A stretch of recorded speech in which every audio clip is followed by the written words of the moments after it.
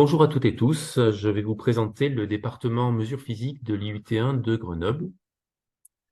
L'IUT1, l'IUT2 et l'IUT de Valence composent l'école universitaire de technologie qui regroupe environ 15% des étudiantes et étudiants de l'UGA, de l'Université Grenoble-Alpes, donc au sein de 15 départements.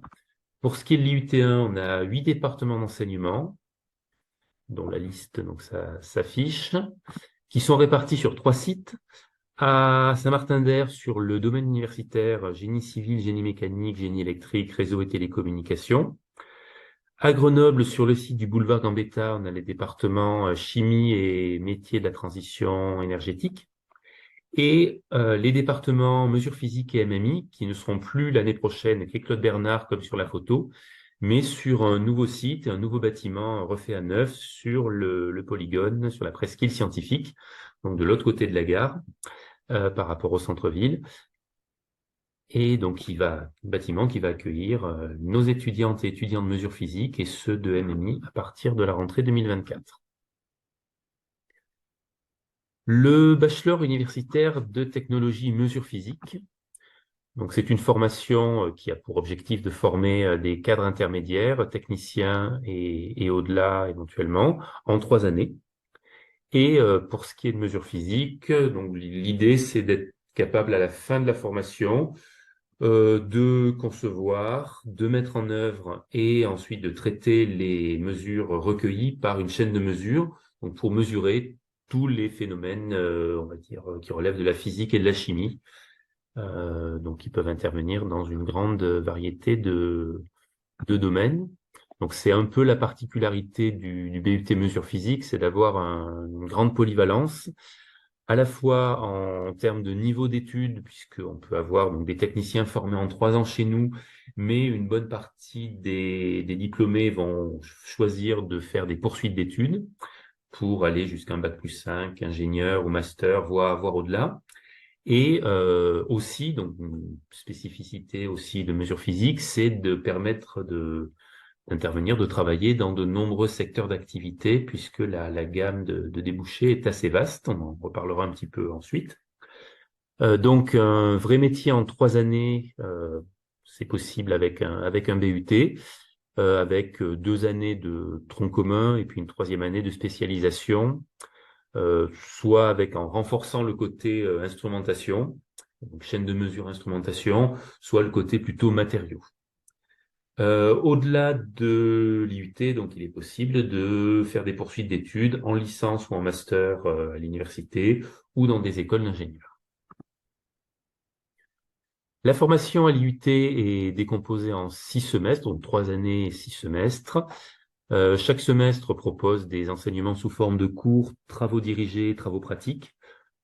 Pour donner rapidement l'idée d'une semaine type, même si les semaines se ressemblent pas forcément beaucoup, pas de manière très, très exacte et régulière, vous aurez à peu près 2 demi-journées par semaine de cours en amphi, donc qui vont concerner toute une promotion de première année ou de 2e année, 3e année ensuite. 4 demi-journées de travaux dirigés, donc ce qui ressemble le plus à l'enseignement que vous pouvez connaître au lycée avec des groupes de 24 ou 26 étudiants. Et surtout, donc ça c'est très particulier à l'ensemble des IUT dont le département mesures physiques, 3 demi-journées de travaux pratiques. Donc vous en avez vu un petit peu en physique-chimie en particulier ou en SVT au lycée. Là, on va avoir vraiment le cœur de la formation, donc c'est cet aspect pratique, ces travaux pratiques.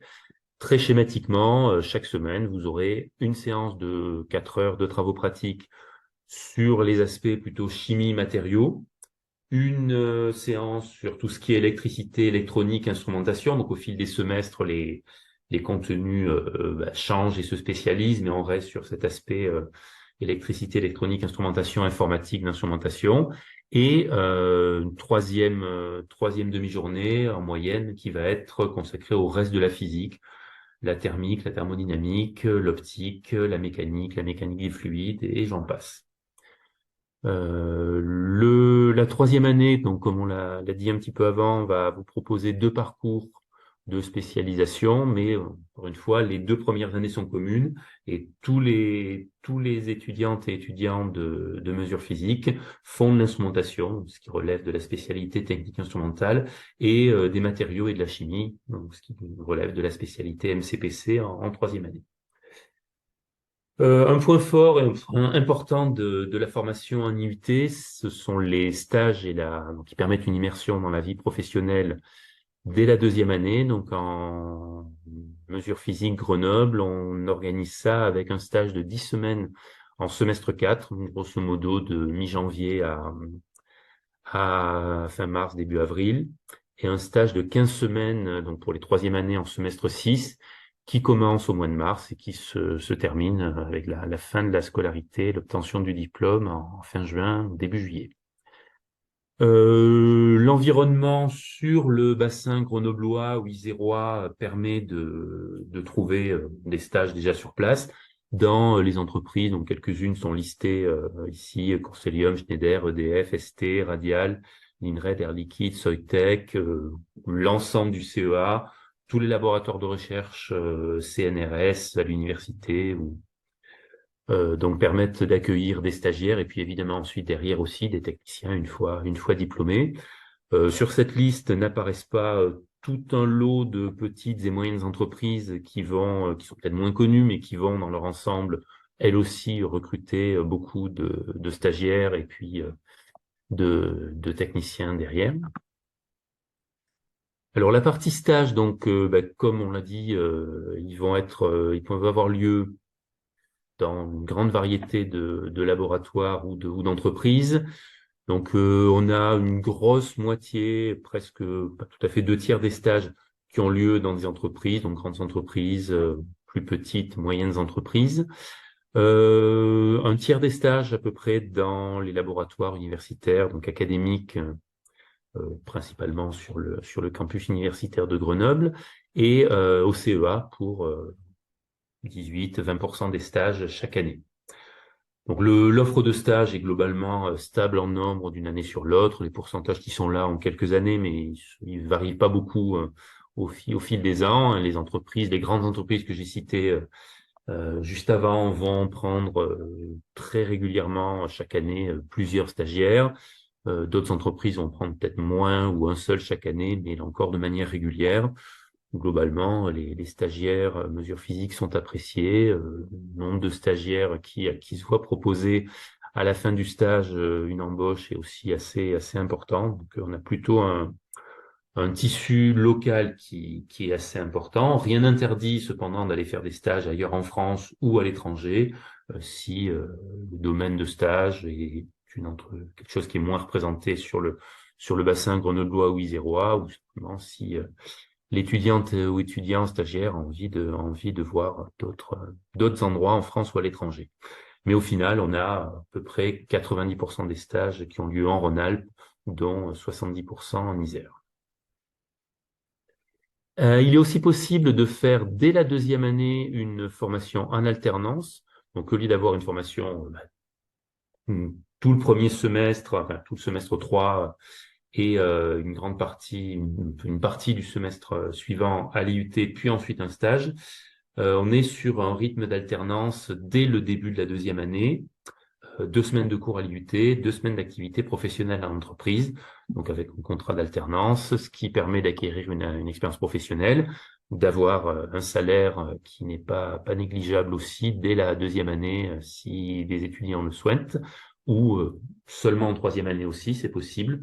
Donc, on a un groupe d'alternants en 2e année et on a plutôt 2 groupes d'alternants sur 3 en 3e année. Donc, c'est une formation qui se développe beaucoup depuis quelques années, enfin, quelques même dizaines d'années, et aujourd'hui qui est, en particulier chez nous en 3e année, vraiment importante. On a plus d'alternants en 3e année qu'en 2e année, mais c'est pas non plus pour autant une obligation. J'évoque la possibilité d'aménagement pour les étudiants parcours spécifiques, donc ce qu'on appelle nous parcours spécifiques. Donc ça peut correspondre soit à des étudiants sportifs de haut niveau, artistes confirmés ou autres contraintes fortes qui nécessitent du temps de répétition, d'entraînement et donc d'absence. soit des étudiants qui, pour des raisons plus type médicales, peuvent aussi demander des aménagements.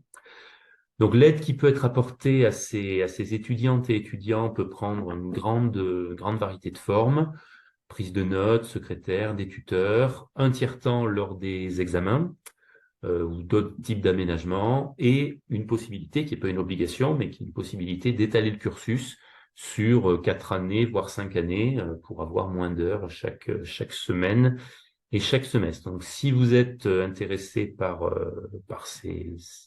cette possibilité d'aménagement, n'hésitez pas dès maintenant à contacter la mission parcours spécifique de l'IUT1 ou à nous en parler à l'occasion des différents webinaires ou portes ouvertes si vous y assistez. Alors, quel est le profil des étudiantes et étudiants en mesure physique? On recrute des bacheliers généraux ou des bacheliers technologiques. Vous avez sur les 3 dernières années donc quelques statistiques d'entrée. On voit qu'on a à peu près environ 2000 candidats, 2000 dossiers reçus, à peu près 1600, 1700 étudiantes ou étudiants qui sont classés, donc qui sont, on va dire, acceptés sur Parcoursup sous réserve ensuite que l'algorithme trouve une place, pour à la fin une centaine d'inscrits chaque année, ce qui correspond à notre capacité d'accueil. Alors, faut pas prendre peur, évidemment, au vu de ce graphique, puisque vous savez bien que vous allez toutes et tous pouvoir faire 10 vœux, voire avec des sous-vœux plus que ça, donc candidater dans de nombreuses formations. Donc, c'est normal que on ait beaucoup moins d'inscrits dans chaque formation que le nombre de dossiers. Ce qui est plus parlant, c'est de regarder les statistiques donc d'admission sur l'année dernière avec 1572 dossiers classés. Sur ces 1572 dossiers, les 1477 premiers, donc quasiment tous, 90%, plus de 90% de l'ensemble des dossiers, ont été, donc sont des étudiants qui sont rentrés, et ceux qui ne sont pas rentrés parmi les 1477 premiers classés, c'est juste qu'ils ont choisi d'aller dans une autre formation qui les acceptait aussi. Voilà, donc on a un taux de sélectivité qui est réel, mais qui n'est pas non plus extrême. On a à peu près plus de 90% de gens qui peuvent venir si ils le souhaitent et qu'ils ne choisissent pas une autre formation qui les accepte. Parmi ces admissions, donc on a le chiffre des admissions des bacs technologiques. Donc à peu près 10% de nos étudiants viennent de bac techno, parce qu'on a, comme vous le voyez aussi sur ce graphique, beaucoup moins de candidatures aussi. On a à peu près un peu moins de 10% des candidatures qui sont des bacheliers technologiques et un peu plus de 10% des candidats réellement inscrits qui viennent de bac technologique. Mais voilà, le taux de sélectivité est plutôt un petit peu plus faible, donc on accepte un petit peu plus en proportion encore de bac technologique. Donc n'hésitez pas à candidater si vous êtes dans ces filières, STI 2D ou STL, physique, chimie. Donc, qu'est-ce qu'il faut pour rentrer à l'IUT et au département mesures physiques? Pour les bacs généraux, donc j'ai déjà parlé des bacs technologiques, STI 2D, STL, laboratoire, donc physique, chimie. Pour les bacs généraux, donc il est obligatoire d'avoir suivi en première la spécialité mathématiques et la spécialité physique-chimie ou sciences de l'ingénieur. En terminale, ça reste obligatoire d'avoir la spécialité physique-chimie ou la spécialité sciences de l'ingénieur et de garder la spécialité mathématiques, ou bien si vous ne conservez pas la spécialité mathématique en terminale, de prendre l'option maths complémentaire. Voilà, parce que sans ces connaissances en mathématiques et en physique-chimie, c'est pas possible de suivre une formation qui va reprendre, développer et approfondir finalement l'ensemble du programme de physique-chimie et de SI, et pour lesquels les mathématiques restent un outil indispensable. On va prendre en compte aussi, donc pour l'admission, les notes, les moyennes de français de première et les notes et moyennes d'anglais, puisque c'est la langue étrangère qui est enseignée à l'IUT. Donc, qu'est-ce qu'on obtient à la rentrée? cette rentrée-là avec des chiffres qui sont assez stables d'une année sur l'autre, là aussi, à peu près 10% de bacheliers technologiques et sur une promo qui faisait un peu moins enfin, 90 à peu près cette année étudiants, 78 bacheliers généraux, trois étudiants de parcours un peu plus compliqués, particuliers. Ouais. On a une répartition aussi avec 30% de filles dans les promotions, à peu près chaque année, 25-30% selon les années, qui là aussi est le reflet du taux de candidature qui sont moins nombreuses, moins de candidatures féminines dans les dossiers reçus. Que peut-on faire après le BUT, donc au bout de 3 ans, quand il est obtenu? Donc vous avez une progression, là, un graphique qui montre la progression, donc terminale Parcoursup cette année, une année de BUT première année ensuite, une année de deuxième année de BUT. À la fin de la deuxième année, il est possible de faire une réorientation en école d'ingénieur pour certains étudiants et pour certaines écoles. Donc sur dossier, dès la deuxième année, il est possible d'être admis dans des écoles d'ingénieurs. D'autres étudiantes ou étudiants et d'autres écoles préfèrent partir ou recruter à la fin du BUT. Donc là, tout existe, tout est possible. Et donc, au bout de 2 ans ou au bout de 3 ans, si vous poursuivez sur une école d'ingénieur ou sur un master, ou après 2 ans sur une L3, puis ensuite sur un master, donc vous allez pouvoir continuer comme ingénieur, voire au-delà. Et puis sinon, travailler avec un diplôme de BUT, Bac+3. Voilà, donc les possibilités sont de cet ordre-là. On a à peu près, c'est dur à dire puisque le BUT c'est nouveau, c'est la première année en 2023 où on va diplômer des étudiants d'un BUT, mais du temps du DUT, donc jusqu'à il y a 2 ans, on avait à peu près 50-60% de poursuite d'études au-delà de Bac+3 et le reste, c'est-à-dire à peu près 40% des étudiantes ou étudiants, soit qui s'arrêtaient directement après le BUT, soit qui poursuivaient par une licence professionnelle à Bac+3, ce que propose et ce qu'est en fait déjà maintenant un BUT. Donc quelques chiffres sur l'année dernière, donc qui était la première année avec des buts 2 et pas encore de but 3 de diplômés du but. L'année dernière, on avait une deuxième année avec 70 étudiants en formation initiale, 27 alternants. Sur cette centaine d'étudiants, donc 20 en formation initiale et 13 en alternance ont choisi de faire une réorientation en école d'ingénieur. Donc, ils sont actuellement en première année d'école d'ingénieur et seront diplômés a priori dans 2 ans et demi maintenant. Et le reste des étudiants, donc les 60 et quelques étudiants restants, sont cette année en but 3. Et là encore, certains pourront faire le choix d'aller en école d'ingénieur ou en master après l'obtention du diplôme en juillet prochain, et les autres de travailler avec leur BUT.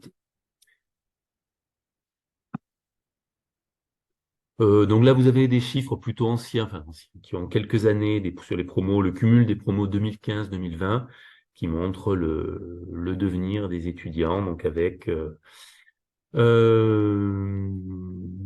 une grosse proportion de poursuite d'études en école d'ingénieur et avec d'autres options, des licences universitaires, des licences professionnelles, et puis bon, d'autres choix de classes préparatoires pour rejoindre derrière des écoles d'ingénieurs, prépa ATS, des formations à l'étranger. Voilà. Les chiffres, on saura seulement à la fin de cette année ou de l'année suivante s'ils sont comparables à ceux des diplômés de BUT, mais ça semble assez probable.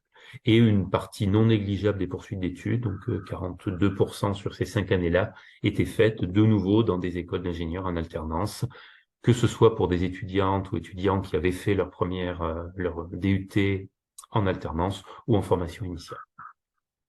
Il est possible de passer d'un BUT en alternance à une école en formation initiale, ou l'inverse, ou d'enchaîner formation initiale, alternance. Rien n'est bloquant dans les choix faits à l'IUT. Pour terminer, une petite présentation de l'équipe pédagogique. Donc, pour former une promo donc de à peu près 100 étudiants chaque année, donc sur 3 ans, on a à peu près 250 à 300 étudiantes et étudiants de mesure physique dans les bâtiments. On a 35 personnels permanents, dont une petite trentaine d'enseignants et puis des personnels techniques et administratifs. Une centaine de vacataires, donc des enseignantes et enseignants du second degré, des doctorants, des chercheurs ou des ingénieurs qui viennent pour quelques dizaines d'heures ou voire plus enseigner chaque année à l'IUT. Donc on a en tout 35 personnels permanents, une centaine de vacataires pour nos à peu près 300 étudiantes et étudiants. L'IUT est, on va dire, géré par des enseignantes et enseignants qui, en plus des charges d'enseignement, vont occuper les fonctions qui sont listées là, donc sans tout détailler. Un chef de département qui joue un peu le rôle du proviseur dans un lycée. Des directeurs des études, donc qui vont se charger du suivi des notes, du suivi des absences, de la création des emplois du temps, pour les premières, deuxième, troisième années, de répondre aux questions et aux problèmes éventuels des étudiantes et étudiants. Des responsables des stages qui vont se charger de recueillir les offres de stage, de conseiller pendant les recherches de stage, des responsables de poursuite d'études, des responsables des admissions. Voilà, donc une équipe pédagogique assez nombreuse, constituée d'enseignantes et enseignants assez présents dans les bâtiments. Les gens n'ont en général pas de problème à trouver quelqu'un pour répondre à leurs questions, à leurs interrogations. Voilà, donc si vous avez des questions, vous pouvez participer aux webinaires qui sont organisés au mois de janvier-février, venir aux journées portes ouvertes du 10 février cette année 2024. Et si vous avez passé ces dates ou simplement si vous avez d'autres questions, nous contacter par mail à l'adresse iut1.mp@unif-grenoble-alpes.fr. Merci de votre attention et puis peut-être à bientôt à la rentrée pour vous si vous choisissez cette formation.